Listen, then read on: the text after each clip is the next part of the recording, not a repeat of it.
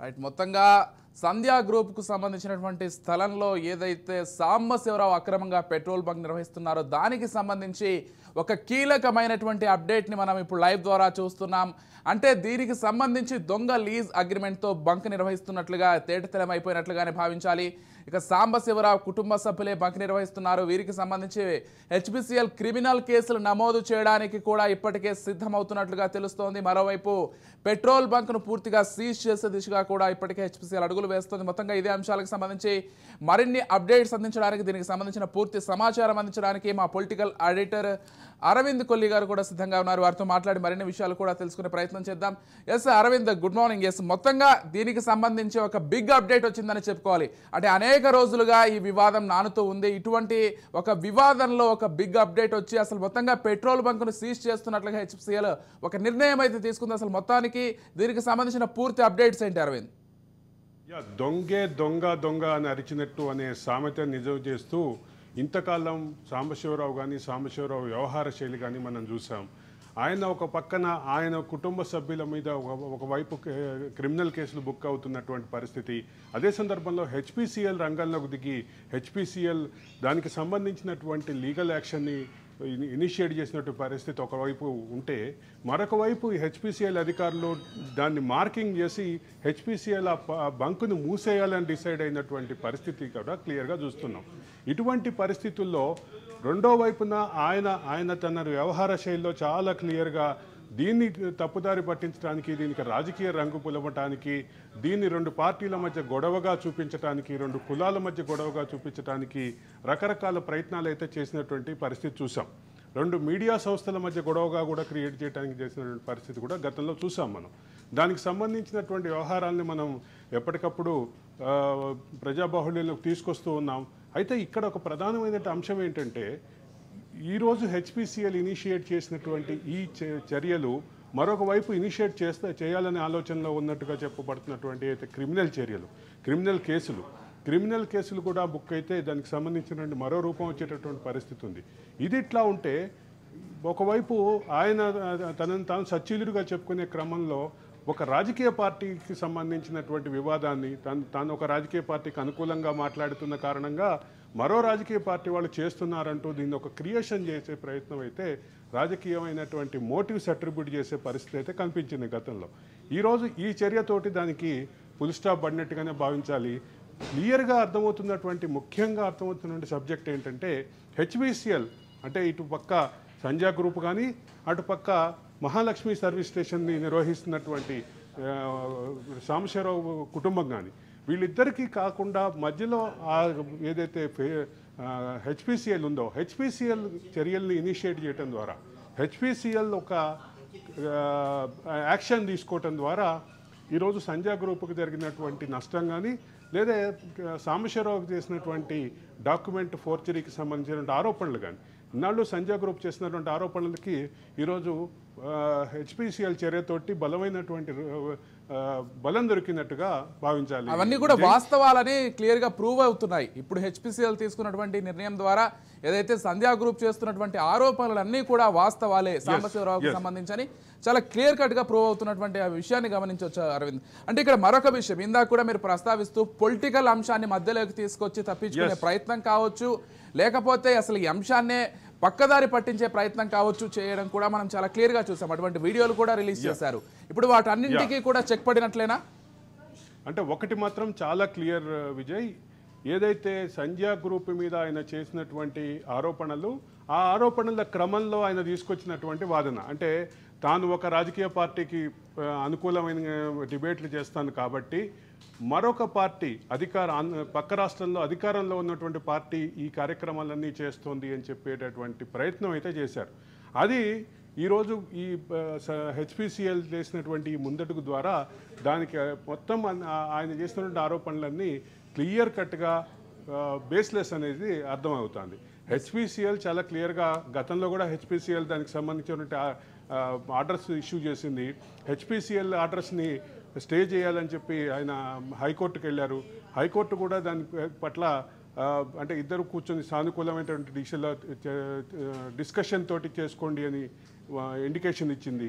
ఇటువంటి పరిస్థితుల్లో ఆయన ఆ వీడియో రిలీజ్ చేయటం కానీ ఆ వీడియోకి సంబంధించినటువంటి ఇది కానీ ఈరోజు చాలా కీలకంగా ఆలోచిస్తే అది మొత్తం ఆయన చేసినటువంటి వీడియో కానీ వీడియోలో ఉన్నటువంటి ఆరోపణలు కానీ మొత్తం బేస్లెస్ అని అర్థమైపోతున్నటువంటి పరిస్థితి ఉంది విజయ్. ఎస్ అరవింద్, ఒక విషయం ఇక్కడ అంటే ఒకటి ఫేక్ లీజ్ అగ్రిమెంట్ తోటి పెట్రోల్ బంకును నడపడం ఒకటైతే, ఇంకొకటి ప్రధానంగా ఏదైతే వారికి కేటాయించిన స్థలం కాకుండా మరికొంత స్థలాన్ని అక్రమంగా ఆక్రమించుకుని మొత్తంగా అంటే ఆ మొత్తంలో కూడా పెట్రోల్ బంక్ నిర్వహిస్తున్నటువంటి వైనాన్ని గమనించాం.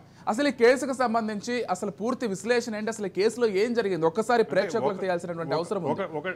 ఒకటి చాలా క్లారిటీగా చెప్పాల్సినటువంటి విషయం ఏంటంటే 600 స్క్వేర్ మీటర్ల స్థలం విషయంలో ఈ రెండు పార్టీలకి ప్రధానమైనటువంటి అభ్యంతరాలు లేవు. దానికి సంబంధించినటువంటి అభ్యంతరం అంతా అడిషనల్గా ఆక్యుపై చేసుకున్నటువంటి అడిషనల్గా కబ్జాలో పెట్టుకున్నటువంటి 600 గజాలు, దాని 600 స్క్వేర్ మీటర్స్ అంటే 716 గజాలు సుమారుగా, దాని చుట్టే వివాదం తిరుగుతోంది. అది ఒక పక్కన ఆయన దాన్ని కబ్జాలో తీసుకొని ఆయన కుటుంబము ఈరోజు మళ్ళీ ఎదురుదాడి చేయటం.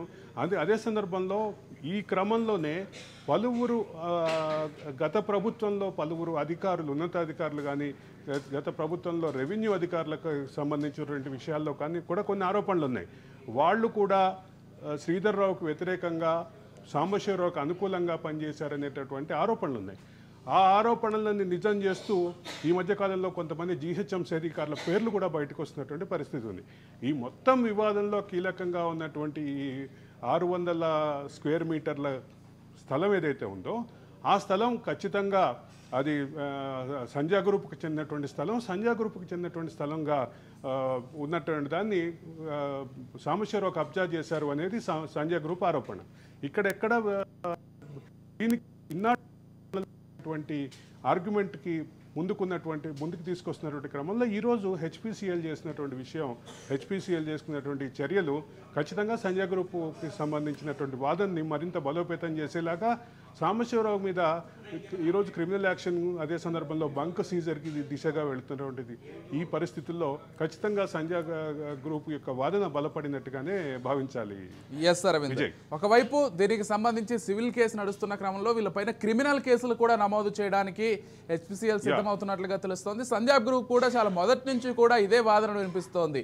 అంటే కావాలనే ఆక్రమించుకున్నది కాక ఎదురుదాడి చేయడం ఒకటైతే, మళ్ళీ తిరిగి ఆరోపణలు చేసి వాళ్ళ అంటే సంధ్యా గ్రూప్కు సంబంధించి వాళ్ళ ప్రతిష్టను దెబ్బతీయడం ఒకటి కావచ్చు, లేకపోతే మీడియాను అడ్డం పెట్టుకుని ప్రధానంగా, ఎందుకంటే సాంబశివరావు ఒక ప్రధానమైనటువంటి మీడియా సంస్థలో పనిచేస్తూ ఒక యాంకర్గా పనిచేస్తూ ఆయన డిబేట్లు చేస్తుంటారు. అటువంటి ఒక వ్యక్తి సమాజానికి మంచి చేయాల్సింది పోయి, లేకపోతే సమాజంలో ఉన్నతంగా వ్యవహరించాల్సింది పోయి ఇటువంటి ఆక్రమణలకు పాల్పడ్డం, వీటన్నింటికి సంబంధించి ఇప్పుడు క్రిమినల్ కేసు నమోదైతే అసలు ఏం జరగబోతోంది?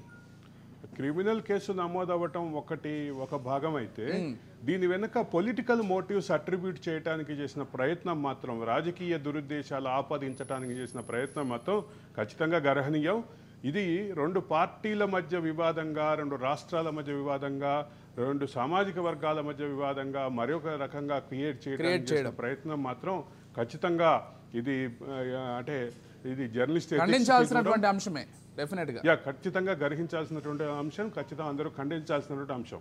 ఇది ఒక వ్యక్తిగతమైనటువంటి అంశాన్ని తీసుకొచ్చి మొత్తం మీడియాలో ఉన్నటువంటి తన అనుకూలమైనటువంటి తను ఒక రాజకీయ పార్టీకి అనుకూలుగా తనను తాను చెప్పుకునేటటువంటి పరిస్థితి, వీటన్నిటిని ఖచ్చితంగా ఖండించాల్సినటువంటి పరిస్థితే ఉంది విజయ్.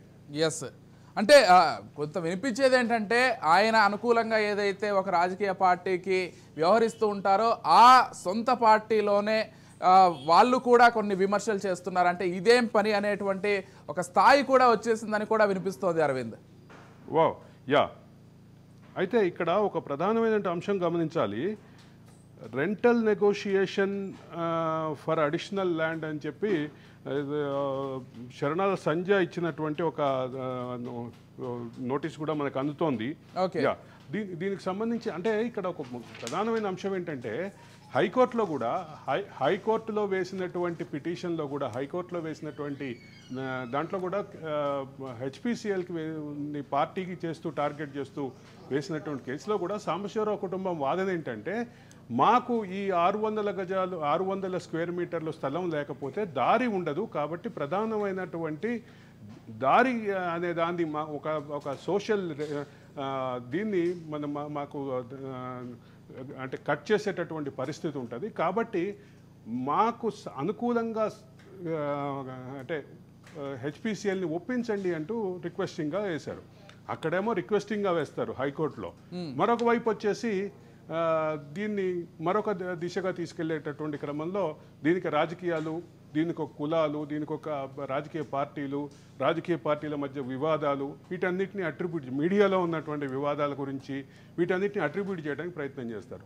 ఖచ్చితంగా ఇది ఈ వ్యవహార శైలి మాత్రం ఖచ్చితంగా అభ్యంతరకరమని చెప్పాలి విజయ్.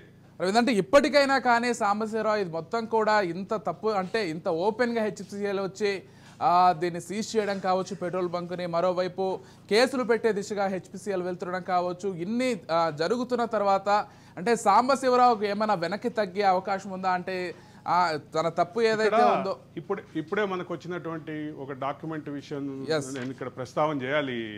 తప్పకుండా సాంబశివరావుని 2006లో సాంబశివరావుకి అధీకృతం చేస్తూ అంటే ఆథరైజ్ చేస్తూ సంధ్య గ్రూప్ శరణాల సంధ్య ఇచ్చినటువంటి లెటర్ ఇది హెచ్పిసిఎల్కి. అంటే మా తరఫున మేము ల్యాండ్ ఓనర్స్మి, మా తరఫున దీనికి సంబంధించినటువంటి ల్యాండ్ వ్యవహారాలు మాట్లాడటానికి వీ ఆథరైజ్ ఈఎస్ రావు అంటే ఈ Sambasivarao to attend and participate the rental negotiation on 18/5/2020లో తీసినటువంటి లెటర్ ఇది. అంటే 4 సంవత్సరాల క్రితం ఇచ్చినటువంటి ఈ లేఖ ఈరోజు అంటే హెచ్పిసిఎల్ తోటి కేవలం సంప్రదింపులకు ఇచ్చినటువంటి లేఖను అడ్డం పెట్టుకుని ఆయన ఒక లీజ్ తెచ్చుకోవటం, అంటే పెట్రోల్ బంక్ ప్రారంభించడం, అదే సందర్భంలో ప్రారంభించినటువంటి పెట్రోల్ బంక్ని 716 గజాలు 600 స్క్వేర్ మీటర్లు అంటే 716 గజాలు, ఆ 716 గజాలు కాకుండా ఇంకో 716 గజాలకి విస్తరించటం, 716 గజాలని కబ్జాలోకి తీసుకొని దాన్ని కూడా టేకప్ చేయటం, అదే సందర్భంలో దానికి మళ్ళీ అది కొద్ది అమౌంట్ ఏదో ఇస్తారు హెచ్పిసిఎల్ వాళ్ళు అంటూ చెప్పటం. వీటన్నిటి వివాదంలో ప్రధానమైన అంశం ఏంటంటే ఇచ్చినటువంటి తను పెట్రోల్ బంక్ ప్రారంభించడానికి ఉన్నటువంటి నెగోషియేషన్ చేయడానికి ఉన్నటువంటి అధీకృతమైన ఆయన ఆథరైజ్ చేస్తూ ఇచ్చినటువంటి ఒక లెటర్ని పట్టుకొని ఆయన మాట్లాడటంతో పాటు ఆ తర్వాత పెట్రోల్ బంక్ ప్రారంభించిన పెట్రోల్ బంకుని మరింత కబ్జా చేసి దాన్ని విస్తరించడం, దీని చుట్టూ వివాదం జరుగుతుంది. ఇవి ఒక పక్క వివాదాలన్నీ ఒక పక్క అంత క్లియర్ కట్గా ఇట్లా ఉంటే, మరో పక్క సంధ్యా గ్రూప్ని డిఫేమ్ చేసేలాగా ఆయన మాట్లాడుతున్నటువంటి పరిస్థితి ఉంది. విజయ్ రైట్ అరవింద్, అంటే మొత్తానికి ఇప్పటికైతే హెచ్పిసిఎల్ అయితే ఒక బిగ్ స్టెప్ తీసుకుందని చాలా క్లియర్గా అర్థమవుతోంది. Thank you Aravind. అంటే మరిన్ని సమాచారం కోసం లేకపోతే దీనికి సంబంధించిన మరిన్ని అప్డేట్స్ కోసం మళ్ళీ మిమ్మల్ని సంప్రదిస్తాం. Right, thank you Aravind. మొత్తంగా చూస్తున్నాం కదా, ఏదైతే సంధ్యా గ్రూప్నకు సంబంధించినటువంటి స్థలంలో పూర్తిగా కబ్జా చేసి, అంటే కొంత స్థలాన్ని సంధ్యా గ్రూప్ దీనికి సంబంధించి ఇస్తే దాన్ని కాకుండా మరింత స్థలాన్ని కబ్జా చేసి ఫేక్ డాక్యుమెంట్స్ తోటి, ఫేక్ లీజ్ అగ్రిమెంట్స్ తోటి ఏదైతే సాంబశివరావు మొత్తంగా ఈ పెట్రోల్ బంక్ నడుపుతున్నారో దీనికి సంబంధించి ఒక బిగ్ అప్డేట్ని అయితే చూస్తున్నాం. మొత్తంగా హెచ్పిసిఎల్ బృందం అయితే రంగంలోకి దిగి ఈ పెట్రోల్ బంక్ను సీజ్ చేసే దిశగా అయితే ఇప్పటికీ అడుగులు వేస్తోంది. అంతేకాకుండా అవసరమైతే సివిల్ క్రిమినల్ కేసులు నమోదు చేయడానికి కూడా వెనకాడబోమన్నట్లుగా కూడా హెచ్పిసిఎల్ ప్రకటించినట్టుగా ఇప్పటికే మనకు సమాచారం అందుతోంది.